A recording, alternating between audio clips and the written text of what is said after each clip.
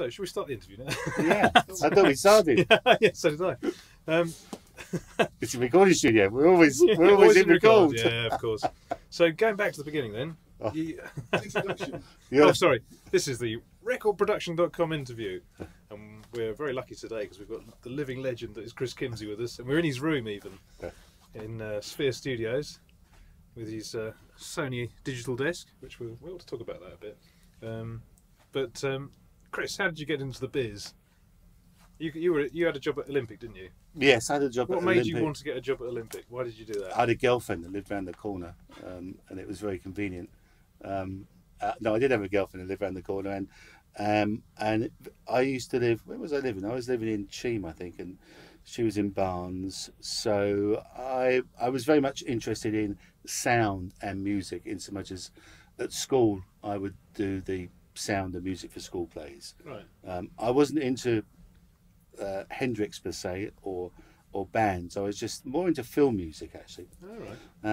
And were you a musician at all? Did you play? Yeah, anything? piano and timpani. Oh, excellent. I made my own timpani sticks. So this girlfriend, I walked past Olympic Studios and go, wonder what's in there. So one day I went in and said, have you got any jobs? So I must have been about 16. Yeah. Coming to the end of like the GCSEs, the exams and summer. And they said, no. But I used to go back every other week. And in the end, Anna Menzies, who was the studio manager, she said, you again, okay, what's your name, what's your number, and put me down. But so you'd worked out what went on there roughly by this stage? Yes, that it was music recording, but that was all. I didn't know. Right. You had no idea what went on? No idea Right. apart from that. And then I think it must have been about 6 weeks later, I'd another girlfriend, her brother owned a shop fitting company, and he offered me a job as going all over England as a shop fitter, which was very good overtime, very good money.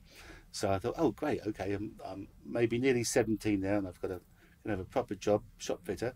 And then 2 days before I was supposed to start that, Olympic phoned up and said, can you come for an interview tomorrow at 9 o'clock? So I went, oh, okay, fine. So put on my best tie and white shirt and went down there and met Keith Grant, right, who's the studio manager.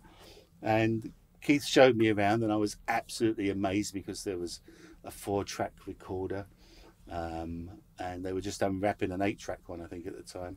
And there were 4 speakers up on the wall, and Studio One, and the mix down room, which was called the reduction room, and took me around the place, and I was like, wow, this is really cool. And then he said, okay, step into my office, I've got some questions for you. So I thought, oh shit, that's it, I'm never gonna get past this. It'll be some physics question or something. Anyway, he said, how do you wire a 13 amp plug? Well, this I knew. I could wire a 13 amp plug. I knew how to do that. And that was the question. Brilliant. And then 2 days later, I got another call saying, can you start Monday morning? £11 a week. And that was it. And I started as a T-boy. And the very first day I was there, I was told to go up to Studio One and sit quietly on the sofa in front of the speakers and, just sort of disappear, but go and observe. And I walked in, and Alan O'Duffy was the engineer on the session. I think it was a jingle session. And he looked at me as I walked in. He said, do you work here? I said, yes.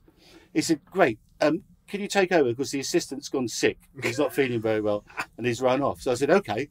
So I sat down and picked up the tape box and the pen and figured out they were doing take 1, take 2, write it down, press record. I knew how to do that because I had a Revox at home. I had a G36, I think. So I just sat down and sort of, did the tape op thing. Brilliant. And then about half an hour later, the session finished. And Alan said, great, what's your name? I don't know you. How long have you been working here? I said, well, about an hour. And my name's Chris Kimsey. And he remembers that story to this day. He always remembers that. So that was my first day in Olympic. And Olympic was just a fantastic learning ground because you, unlike today, you had maybe 4 different sessions in a day. You'd have a jingle session from 8 till 9:30, then something else from 10 till 1, then a film session from 2 till 5 or 6, and then you'd have bands in from 7 until about 1 in the morning. So spent a good year and a half, I think, doing all the daytime stuff, and then I got put on a Glyn John session. And once Glyn sort of discovered me, that was it. He wouldn't have anybody else, because he was very exacting, and I knew that, and I understood that, I think, and wanted to please him. So I made sure everything was. I mean, in those days, you'd have to do a complete turnaround. You'd have to strip down maybe a 40-piece orchestral session, and then set up for a rock band within an hour. Yeah.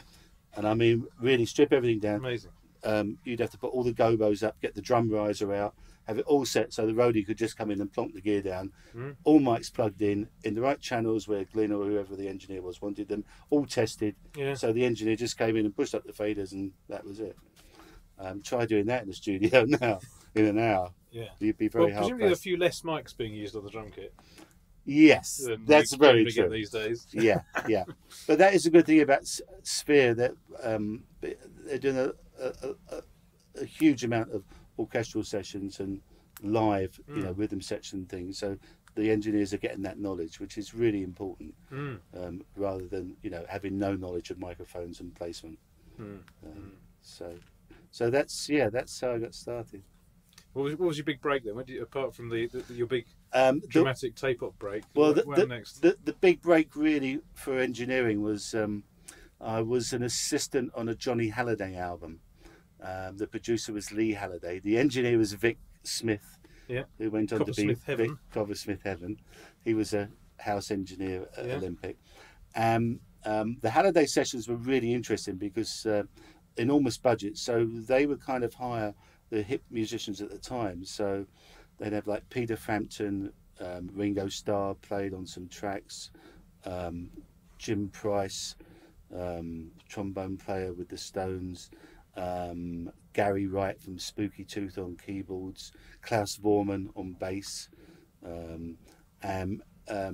Johnny's guitar player at the time was a guy called Mick Jones, who was living in France and was touring with Johnny all the time.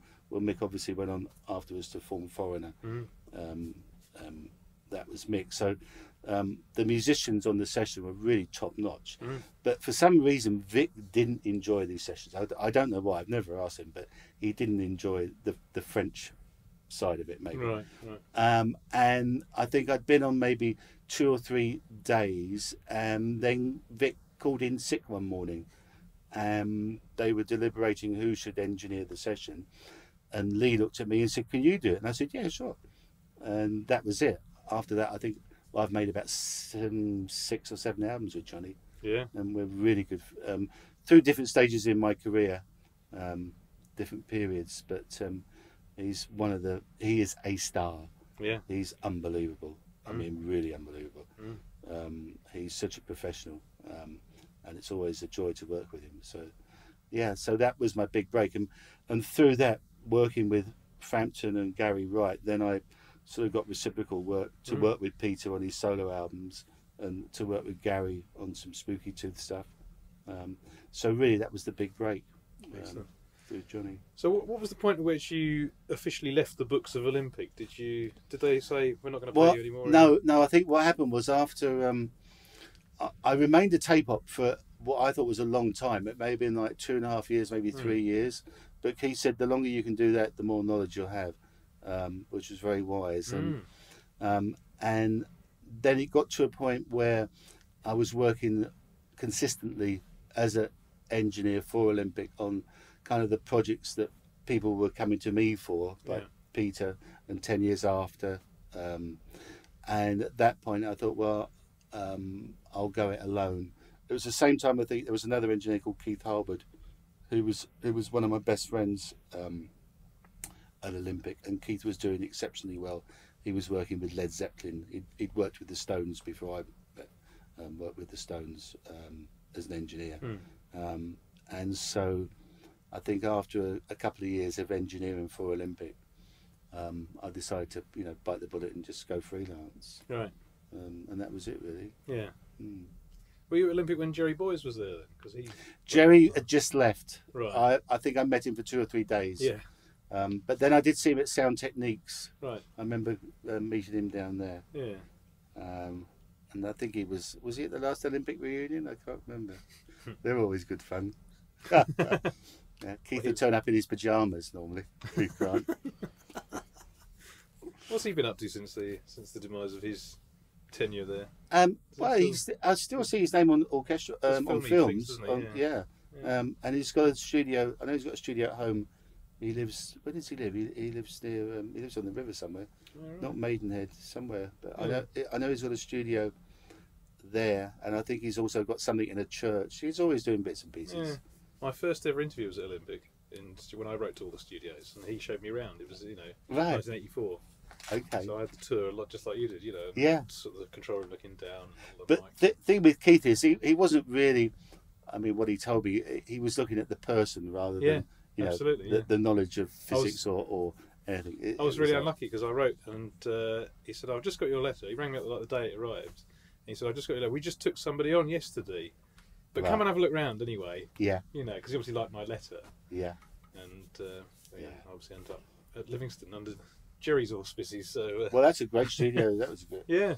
It's been a great studio too. It has been, Yeah. I was lucky there. Yeah. Absolutely. So, you got to work with the Stones and engineered Sticky Fingers. I did a little bit of engineering on Sticky Fingers. Again, it seemed to be the situation of the engineer wouldn't turn up. That Glenn didn't turn up for a few sessions, so I ended up recording. I know I recorded the saxophone on Brown Sugar, right? Because Bobby Keys always rubs it into my the wound. It was a period when they were some masters were Dolby'd and some were undolby'd on the 8-track, and I think I'd recorded him with a Dolby. Whoever mixed it didn't have the Dolby on, so his saxophone sounded a little bit strange on the record. Sounds all right to me. Yeah, sounds right to me too. I'm surprised Bobby could hear it actually.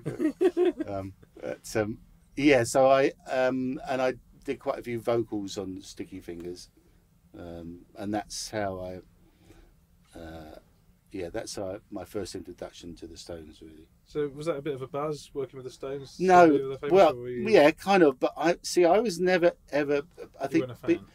Well, no, it's not even that. But because my love of music was actually more with film music and orchestral, the whole rock and roll thing was like, okay, well, this is okay. But the fact it was the Rolling Stones, or if it was Eric Clapton or the Who, or that didn't impress me or faze me. That's probably why they liked you. I think that was part of it. And I became very good friends with Ian Stewart, the keyboard player, who was in turn, he and Glim were very, very close as well. Right. And I think that when Glyn decided that was it, he'd had enough. He and Stu had a little powwow and said, "Well, who are we going to suggest for the Stones?" And my name popped up because I remember actually I'd been working in New York, I think with Peter Frampton, for quite some time. It may even have been, could it have been the Frampton Comes Alive album, or could it? I'm not sure, but I know I'd been working in New York with Frampton, and I just got back to London, literally the day after, and Stu called and said, "Kimsey, what are you doing?" I said, "Well, I'm just unpacking my suitcase. I've just got back from the States." He said, "Don't bother." He said, "You're coming to Paris to record the Stones." So I went, "Oh, okay, fine, right." And then that was Some Girls, right? And that was the beginning of the, I think, 7-album relationship. Wow.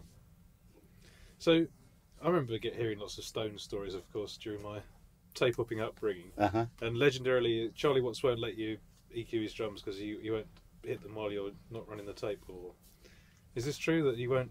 No, he'll let you EQ them, but he won't. He won't spend time bashing them for you. No, he won't. No. You got to get the sound while he's performing. Yeah. I mean, you might get like one hit of each drum, but that's it. But quite right too. there was one. I remember there was one day in Paris where it took me a while to realise not to turn up on time for sessions, because the session would be called at 7 o'clock. I get there at 7, and 1 o'clock in the morning we're still waiting for the band to arrive. So after a while, I figured that one out. But there was one day when I went in and I'd got there, even so, I was still early. And so I sat down at the drums and I'd start playing them and hitting them. And Charlie's tuning is unique to Charlie. Any other drummer hitting the drums would go, "What the fuck's this? This is really odd." It is odd, but his expression and the way he plays it, it makes total sense. But I decided I think I'd tune the snare drum, right? You know, just one, two turns. That was all. I thought, it's better. That sounds better. And then Charlie came in and he had this wonderful thing of very particular about his clothes, and folded his jacket up very neatly and sat it down in his scarf and sat down, and he'd sit down and he hit the drum, and the first strike of the drum, he was in shock, and I see him looking around and he's looking at the drum and scratching his head. And I walked out, I said, "Charlie, what's wrong?" He said, "Someone's touched my drum." And he knew from just like literally not even maybe one turn of the key that someone had touched his drum. I said, "Yeah, it was me." He said, "Oh, okay." That was it. But he knew. I mean, I was totally amazed that he could tell. But that's because, you know, I think because he's been a jazz drummer, it's all touch. It's not, you know, sort of clout. It's not hammering. It's really finesse. Yeah. And it was really quite a joy to experience that, to see him realise that. A lot of it's by accident as well with Charlie. Maybe too many drummers today are too precise. Maybe they're too. Although saying that, I was watching Little Feat the other day, and Richie Hayward's a very good friend. I've worked with him a lot, and what a drummer he is. But he again, this is interesting. You fit on an interesting thing here because, okay, so working with Charlie, they do maybe 7 or 8 takes of a groove, a new song, and come in and the biggest bridge to cover in recording for them was when they go to the bridge or the chorus, because it was all on a nod and a wink. So nobody really knew where it was going to happen when it felt right. And I realised that after a while that Charlie's drum fills, instead of leading into the chorus or the bridge, the chorus would happen and then Charlie would do a drum fill after the fact, which made it quite unique and special. And I said to him on one occasion, I said, "Charlie, it'd be great if you could actually lead into the chorus." He said, "Lead into where?" You know, even he didn't know where the chorus was or the bridge. It was like, you know, just a feel thing, a complete feel thing. So, and then working with Richie Hayward, Bill Payne of Little Feat, who is a very exacting musician, reads and writes music. Richie can't read music. So Richie was always dependent on someone giving him the nod and the wink to where things were, because he, you know, wouldn't read a bar chart. And I think there's some of that when it's less worked out, when it's not worked out. Something unique comes into it. Right. When it's all kind of perfect and mapped out, then you just get the beats. You don't really get the style of the drummer. So would you edit a lot of Stone songs when you'd done takes? Would you do a lot of and in the sense of not just editing to get the best bits, but actually structuring the song a bit, or yes, use a bit of both actually. I mean, the actual title song "Some Girls," which, you know, was hundreds of verses about what girls Mick liked and what girls Mick didn't like, and I think went on for about 12 minutes. 12 minutes of verses with only maybe 3 or 4 bridges in that 12 minutes. And I remember Mick and Keith coming back into the control room and listening back to it all. And Mick turned around and said, "Okay," he said, "make it about 4 minutes. Pick the verses, you know, pick what verses you want." I went, "Okay, fine." And it was on 16 track. So I started editing, and about 10 minutes he came and said, "You done it?" I said, "Fuck off." I said, "I've got to get it from 12 minutes to 4 minutes. It's going to take me a little bit longer than that." And I think actually every verse was from a different place. It wasn't continued. It was. I remember the master, the multi-track going past. You couldn't see much brown. All you could see was white. But see, now that's another interesting. Though there was no click in those days. There was no.